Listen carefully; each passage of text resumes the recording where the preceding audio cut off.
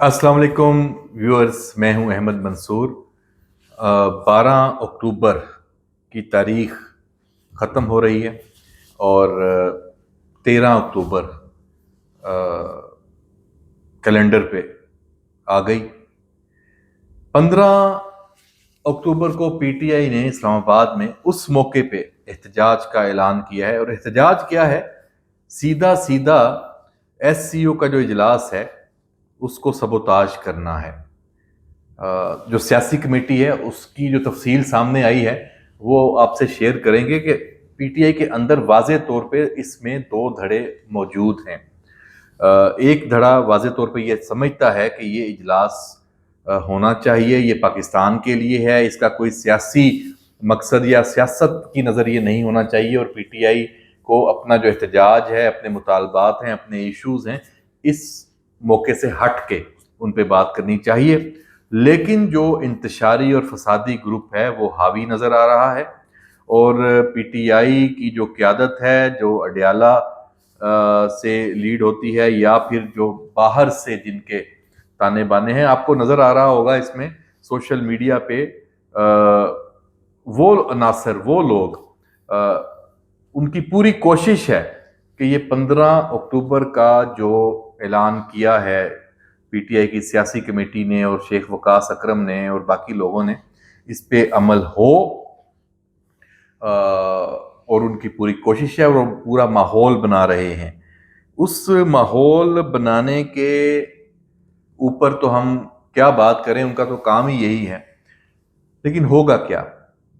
मैं पहले भी इस पे बहुत बात कर चुका हूँ पिछले 48 घंटों में। मैं आज आपको फिर बता रहा हूँ कि मैंने क्रॉस चेक किया है इंफॉर्मेशन के रियासत का रिस्पांस क्या होगा। तो व्यूअर्स, रियासत का रिस्पांस इस दफ़ा पीटीआई की तवक्कुआत से, उनके ख्वाबों से भी बहुत भयानक होगा। जो उनको डरावने ख्वाब आजकल आ रहे हैं, पीटीआई के वो इंतशारी और फसादी जो अपने घरों में या अपनी खुफिया कमीन गाहों में बैठ के भी ये सोचेंगे कि वो इस्लामाबाद का रुख करेंगे, यहाँ पे अनरेस्ट होगा, जो 1500 2000 जो लोग हैं वो यहाँ इकट्ठे होंगे और शेलिंग वाला वही सीन जो माजी में हम देखते आए हैं वो होगा। ऐसा बिल्कुल नहीं होगा। अभी ये सोच उनके दिमाग में आ रही होगी तो रियासत उनको अपनी गिरफ्त में ले लेगी। ये फैसला हो चुका है और इस हवाले से बहुत सारा काम है वो शुरू भी हो चुका है। कुछ गिरफ्तारियां भी हैं, क्रैकडाउन भी है। इस्लामाबाद आने का सोचना भी नहीं। तहरीक इंसाफ वालों को ये पैगाम है और ख़ास तहरीक इंसाफ वालों को नहीं, ये इंतशारी और फसादी जो ये ग्रोह है ये उनके लिए है। तो ये तो एक मामला है, ये मैंने कहा कि शुरू में ही बता दूं आप आज के वीलॉग में, क्योंकि ये एक डेवलपिंग स्टोरी है और इसमें अभी बहुत सारी चीज़ें और आनी है। बैरिस्टर गौहर का क्या किरदार होगा, उमर अयूब का क्या किरदार होगा, पीटीआई खैबर पख्तूनख्वा का अली अमीन गंडापुर का क्या किरदार होगा, और पीटीआई क्या पंजाब से लोग निकल पाएंगे या नहीं निकलेंगे, ये मिसकैलकुलेशन है या पीछे इनके ऊपर जो इनके असल आका हैं ये उनका प्रेशर है।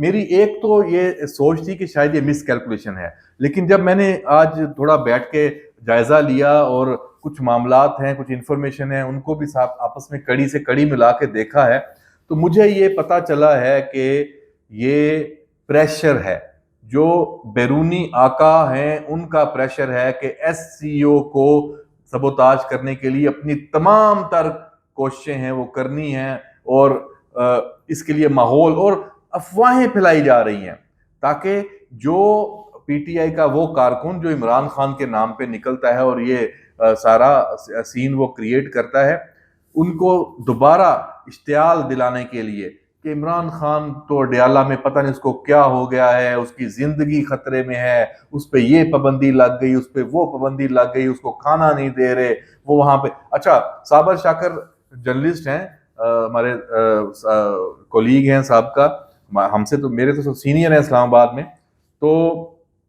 उन्होंने अब तो पता नहीं वो क्या है, उन्होंने अभी एक बात की, उन्होंने कहा कि जी इमरान खान तो अडयाला में ही नहीं है। مطلب اس طرح کی چیزیں پھیلائی جا رہی ہیں.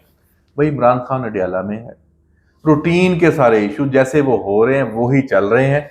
فرق کیا ہے؟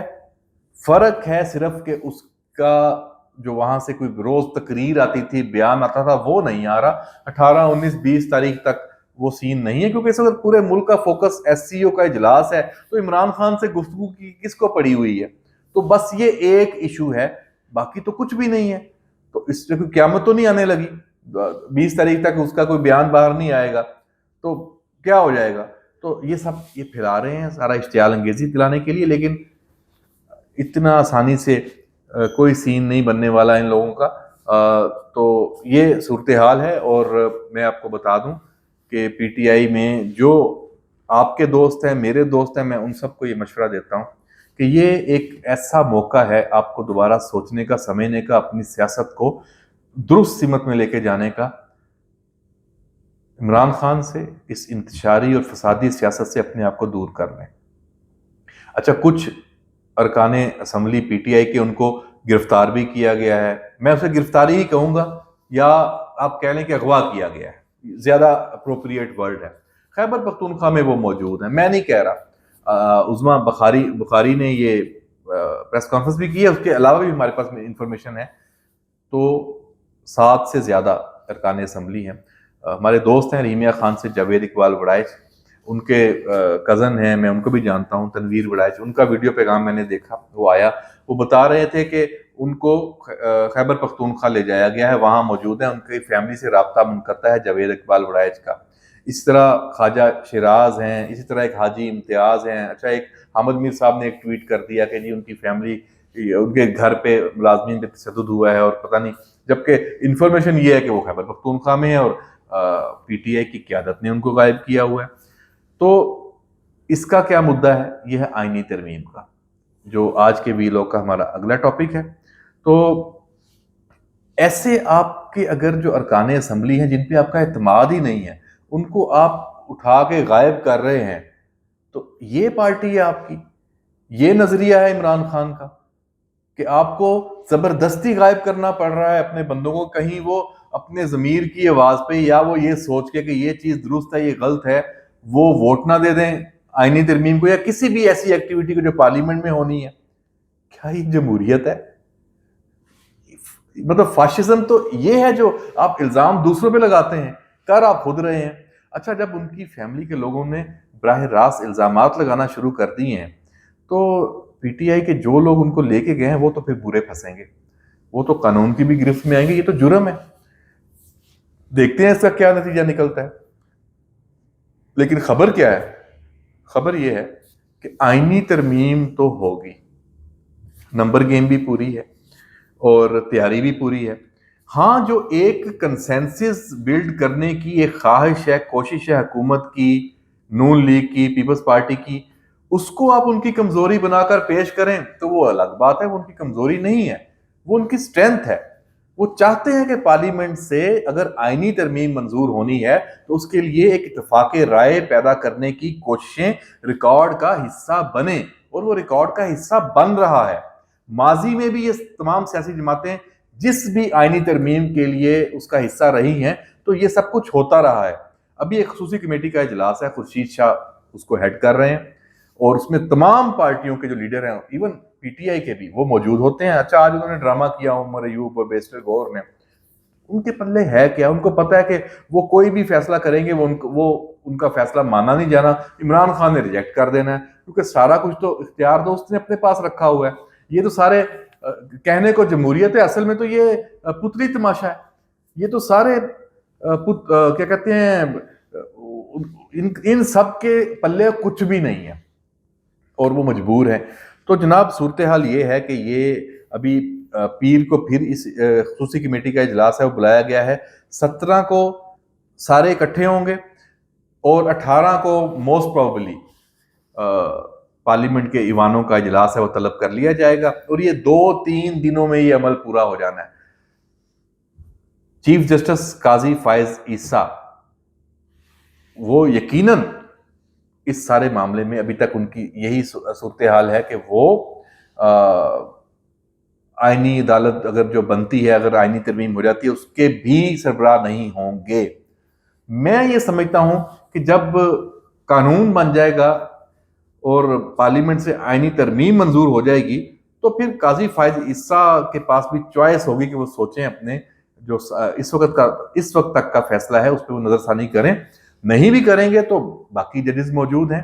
ہاں، جو سینئر موسٹ جج ہیں سپریم کورٹ کے جسٹس منصور علی شاہ، انہوں نے چیف جسٹس بننا ہے آج تک کے قانون کے مطابق۔ اسی لیے حکومت کہہ رہی ہے کہ ابھی تک نوٹیفیکیشن نہیں ہوا، وہ نوٹیفیکیشن کہہ رہے ہیں 24 تک بھی ہو سکتا ہے، 24 کو ہوگا تو 25 کو وہ حلف لے لیں گے یا 26 کو وہ آ جائیں گے چیف جسٹس کے طور پہ، تو اس سے پہلے ہی سب کچھ ہونا ہے۔ ہاں، یہاں میں ایک بات واضح کر دوں، اگر کسی بھی وجہ سے، امکان نہیں ہے اس کا، کسی بھی وجہ سے یہ آئینی ترمیم نہیں ہو پاتی تو پھر بھول جائیں کہ اس ملک میں کوئی عدالتی اصلاحات ہوں گی، ایک نئی لڑائی اور نئی جنگ شروع ہو جانی ہے۔ کیونکہ چلے میں یہاں پہ اگلی بات نہیں کرتا، پتہ آپ کو بھی ہے میں کیا کہنا چاہتا ہوں، تو دیکھتے ہیں ساری صورتحال، ایس سی یو کے اجلاس کو بھی، پی ٹی آئی کے احتجاج کو بھی، اور آئینی ترمیم کے معاملے کو بھی۔ اور ایک ایشو کو میں نے ٹچ نہیں کیا، پی ٹی ایم نے جو ایک پورا کے پی کے میں سین کریٹ کیا، اور اس پہ علیحدہ بات کریں گے۔ تو یہ 4 ہاٹ ٹاپکس ہیں اس وقت جو اگلے آنے والے 2 ہفتوں میں یہ گرم رہنے ہیں۔ اسی پہ ہم اگلے ویلاگ میں بھی بات کریں گے۔ اجازت دیجیے، اللہ حافظ۔